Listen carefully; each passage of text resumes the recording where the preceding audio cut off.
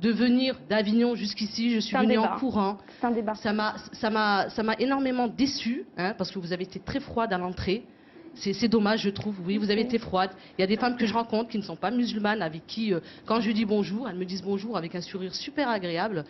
Après, si vous, en tant que femme... Parce que ça marche pas. Hein. Non mais attendez, laissez-moi parler, arrêtez de me couper, c'est tout ce que je demande.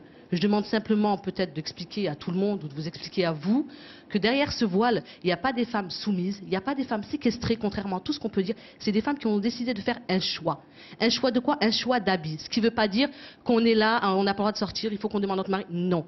On a entièrement notre liberté parce qu'on est simplement soumise à notre Seigneur et on ne rend compte qu'à notre Seigneur.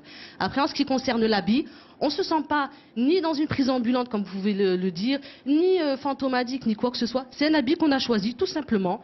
Et pourquoi venir faire un débat ou une polémique dessus alors qu'on n'a rien demandé au peuple? On demande simplement de vivre notre foi et notre croyance. Mais le problème se pose, pardonnez-moi, c'est moi qui vous interromps, le problème se pose aujourd'hui dans la mesure où la classe politique se pose des questions sur le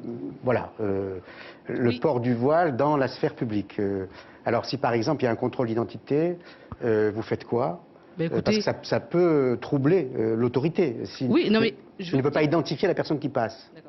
Je vais vous dire sincèrement, Paul Amar, moi au jour d'aujourd'hui, on m'a déjà fait un contrôle de papier d'identité. Je suis déjà partie à la mairie, je suis partie dans les tribunaux pour des papiers, je suis partie dans les écoles de mes enfants. Hein.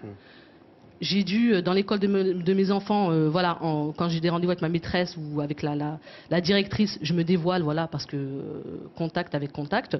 Mais au jour d'aujourd'hui, même pour un contrôle de papier d'identité, on m'a jamais demandé de soulever le niqab. Si on me le demande, ça se fait sans aucun problème.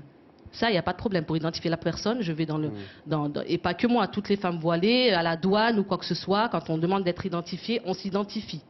Donc après, c'est vrai qu'au jour d'aujourd'hui, non, j'ai jamais eu ce souci de me dire, qu'on me dise, non madame, excusez-moi, mais il faut vous identifier ou quoi que ce soit. Non. Et c'est pour ça que je trouve ça super. Et vous avez de la chance, hein, parce que nous, même moi, hein, quand je me fais arrêter parce que j'aurais grillé un feu orange,